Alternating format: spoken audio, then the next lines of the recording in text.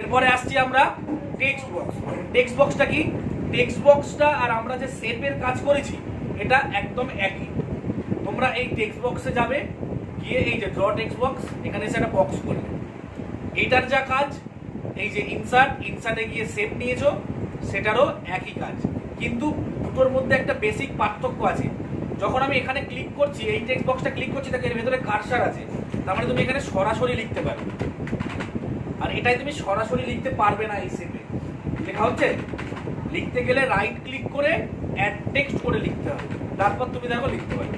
এইবার এই দুটোর কাজ একই, মানে শেপের মধ্যে তুমি যেমন সেম ফিল, যদি পিকচার দাও, পিকচার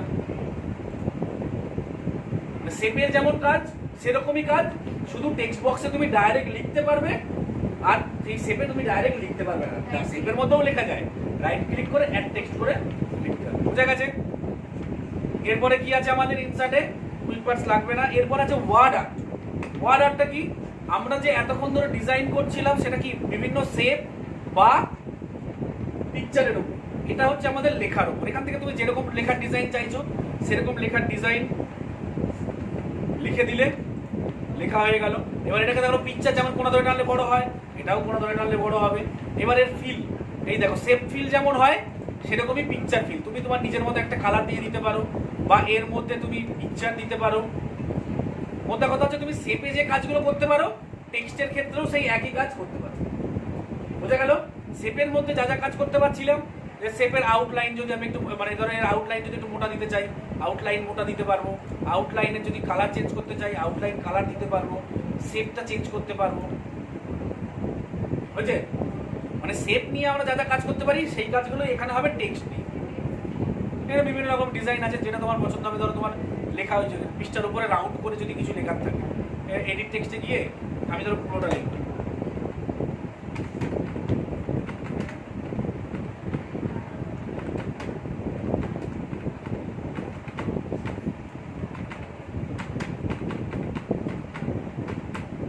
এখান থেকে ওকে কর, দেখো লেখাটা পৃষ্ঠার উপর রাউন্ড হয়ে চলে আসলো। এবার তুমি তোমার মতো, যেহেতু লেখাটা অনেক বড় সেই জন্য এরকম এসেছে, লেখাটা ছোট হলে আরো সুন্দর হতো। এখান থেকে তুমি যদি শেপটার মধ্যে কোনো আলাদা ফিল দিতে চাও, নিজের ইচ্ছা মতো কালার দিতে চাও, দিতে পারো। বা যদি মনে করো যে না আমি শেপের মধ্যে পিকচার দেবো, পিকচারও দিতে পারো, কোনো ব্যাপার নেই। এসছে? দেখো পিকচার এসছে। এই হচ্ছে আমাদের ওয়ার্ড আর্ট। এবার এই দিক থেকে দেখো যে শ্যাডো, হ্যাঁ, বা এই যে 3D, এগুলো তো তোমরা আগেই শেপেও পেয়েছো। সেখানেও যেমন ছিল এখানেও তেমন একই কাজ। তারপরে আছে কি drop cap. Drop cap, drop cap কথা শুনেছো তোমরা আগে কেউ? হ্যাঁ, ড্রপ ক্যাপ শুনেছো কেউ? না, শোনোনি। গল্পের বই পড়ো বা পত্রিকা পড়ো। পত্রিকা বা গল্পের বই, গল্পের কি হয়, প্রথম অক্ষরটা একটু বড় থাকে না, সেটাই হচ্ছে ড্রপ ক্যাপ। দেখো দুরকম ভাবে দেওয়া যায়, যে প্রথম অক্ষরটা এত বড়, এই একটা হয়, আর একটা হয় এরকম মার্জিন, এটাকে বলে ড্রপ ক্যাপ। দেখবে তোমাদের কিছু কিছু গল্পের বইতে দেখতে এরকম প্রথম অক্ষরটা অনেকটা বড় করে দেওয়া থাকে, এটাকেই বলে ড্রপ ক্যাপ। আচ্ছা, এখান থেকে সিগনেচার দ্য লাইনটা দরকার নেই। Date and time. Date and টাইমটা কি? এখান থেকে তুমি লেখাটাকে যে ফরম্যাট চাইছো সেই ফরম্যাটে ডেট অ্যান্ড টাইমটা তোমার লেখার মধ্যে চলে আসবে। ইনসার্ট ডেট অ্যান্ড টাইম, তুমি যে ফরম্যাটে চাইছো সেই ফরম্যাটে ডেট আর টাইমটা এখানে চলে আসবে। ক্লিয়ার হয়েছে? আর একটা জিনিস রয়েছে অবজেক্ট। অবজেক্টের আবার দুটো বিষয়, একটা হচ্ছে টেক্সট ফ্রম ফাইল আর একটা হচ্ছে অবজেক্ট। টেক্সট ফ্রম ফাইলটা কি? তুমি এখান থেকে যে ফাইলটা নেবে, কি বললাম, যে ফাইলটা নেবে এই ফাইলের মধ্যে যা লেখা ছিল সব লেখাটা এখানে চলে এসছে। এটা হচ্ছে টেক্সট ফ্রম ফাইল। আর একটা অপশন হচ্ছে অবজেক্ট। অবজেক্ট মানে এই সফটওয়্যারের মধ্যে তুমি অন্য সফটওয়্যার খুলে কাজ করতে পারবে, যেমন বিটম্যাপ ইমেজ। যেমন কি বিটম্যাপ ইমেজ, এটা আমরা কোথায় পেলাম? বিটম্যাপ ইমেজ মানে কোনটা খুলবে বলো তো? বিটম্যাপ ইমেজ মানে কি খুলবে? পেইন্ট খুলবে। পেইন্ট, আমরা পেইন্ট সফটওয়্যারে কাজ করেছি, মনে নেই? বিটম্যাপ ইমেজ, এই যে টানো, দেখো একটা বৃত্ত আঁকলাম, এটাকে তুমি রঙও করে দিতে পারো। এবার এখান থেকে ক্রস করে দাও, দেখো এটা এর মধ্যে চলে আসে। কি করে পেলাম? এই যে অবজেক্ট, অবজেক্ট, এখান থেকে বিটম্যাপ ইমেজ করলে পেইন্ট, ফটোশপ করতে চাইলে ফটোশপ। তোমরা যেহেতু বিটম্যাপের কাজটাই জানো তাই আমি বিটম্যাপ ইমেজটাই দেখালাম। বোঝা গেছে? আর এখান থেকে আমাদের বাকি থাকছে কি